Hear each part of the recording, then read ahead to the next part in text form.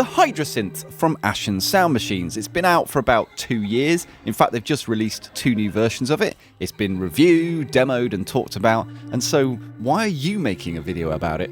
I hear you cry. Well, this is a deep and powerful synthesizer that allows you to configure all kinds of signal and control chains. And I wanted to explore whether that was a good thing or not, or whether we're just cramming things into synthesizers these days without thinking about their musical merit.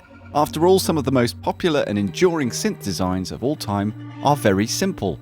So the question, Hydrasynth, is complexity bad for your music? The way I'm going to explore this is to compose 5 short pieces of music deliberately using the features and functions of the synth to see whether that actually sounds any good. Let's go!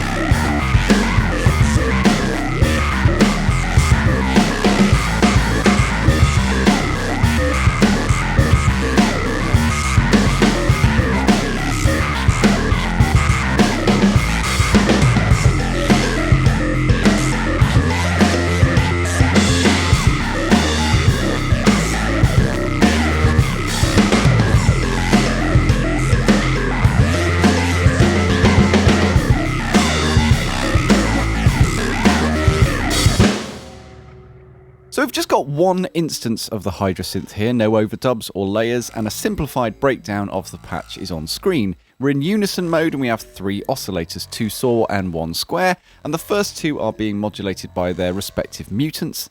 But as you can see, I've got quite a bit of cross configuration going on. That gave a buzzy overtone sound that somewhat resembles distortion, but that wasn't. There were no effects used on this patch other than a touch of delay in post. Via the mixer, which I haven't included in the diagram, I've routed oscillator 1 to filter 1, oscillator 2 to filter 2, and oscillator 3 to both.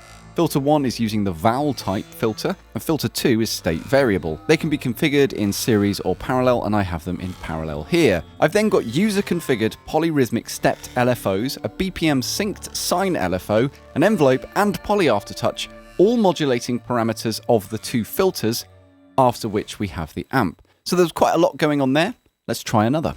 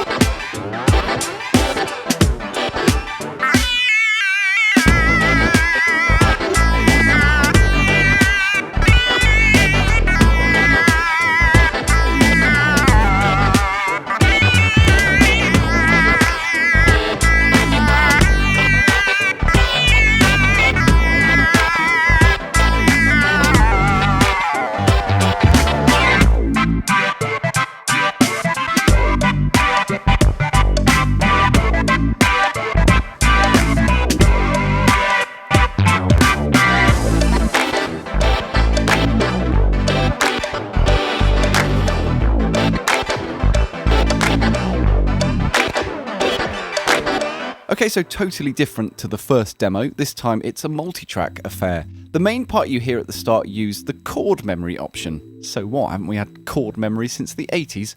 Well yes, but on the Hydrasynth you can select key lock and a scale or mode, including your own, in the voice section, and the synth will automatically reharmonize the chord you've put into memory as you move it around. You can then activate the arpeggiator and play different chords or combinations of notes, and the chord in memory will be reharmonized as it outlines the shape of another chord that you play. I've never used something like that before. For the sounds themselves, I was making use of some of the 219 waveforms available. I was modulating effects parameters via the matrix with envelopes into LFOs, which were causing those glitchy sounds you heard. I also used the ribbon to play a slidey version of the lead line. I had quantize active, but you can switch that off and use it like a theremin. Right, let's do another.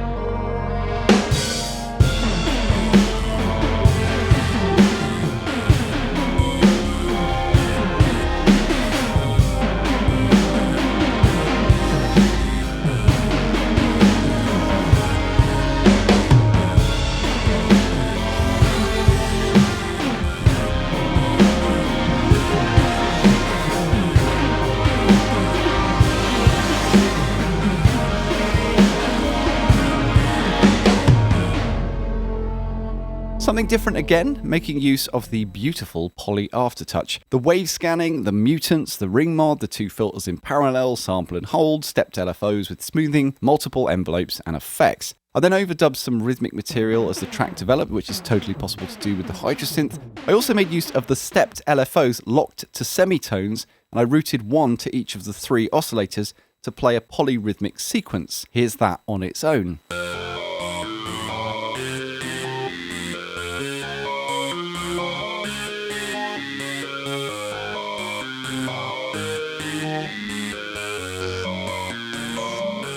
So if you're thinking that the Hydrasynth doesn't have a sequencer, well, it actually has 5 via the LFOs, and on that subject there's also a phrase option in the arpeggiator too. Okay, let's get more complex.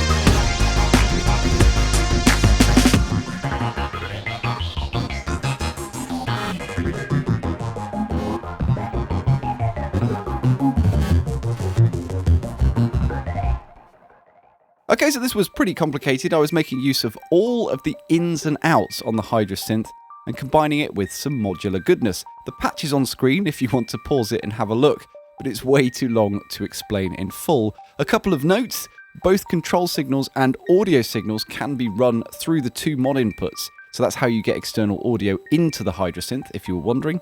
Also, something I haven't mentioned so far is that you can set up macros on the Hydrasynth, so that the key parameters for a patch populate the master control section ready for knob per function live playing. Very handy indeed. Okay, last one.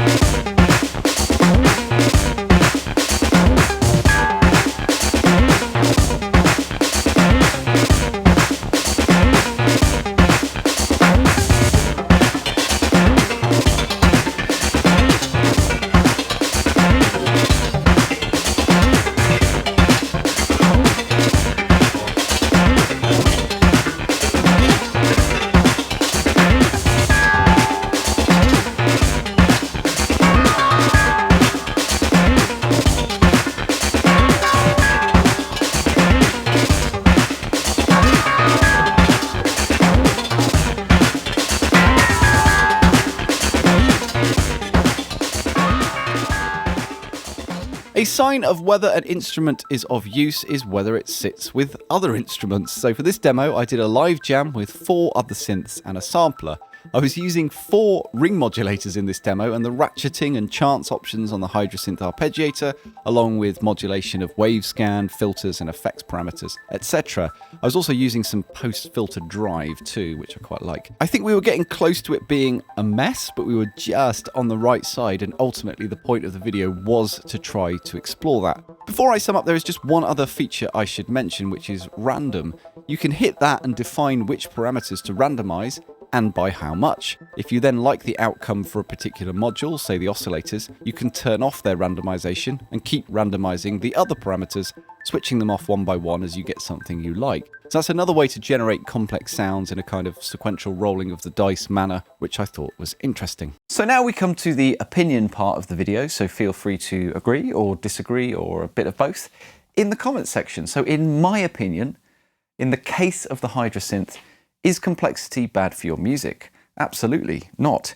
I thought I was able to get very musical results across a range of different styles whilst using complex sounds. I hope you could see from the explanations that I wasn't just using 2 sawtooth waves with a bit of detune and some LFO on the filter. I was using the features and functions of the synth. I was reconfiguring the audio chains, the control chains, We had an instance on its own, we had it multi-tracked, we had it with the modular, where it was running into the modular was running back. I had it hooked up with other instruments that aren't the Hydrasynth as well. So I feel like I explored the question I'd posed, but let me know in the comment section whether you think I did or didn't. So I think the key to the Hydrasynth is control. If you dial in too many things with too high an amount, it will be too harmonically complex. Our ears won't be able to decipher what we're hearing, and it will just come across as different flavors of noise.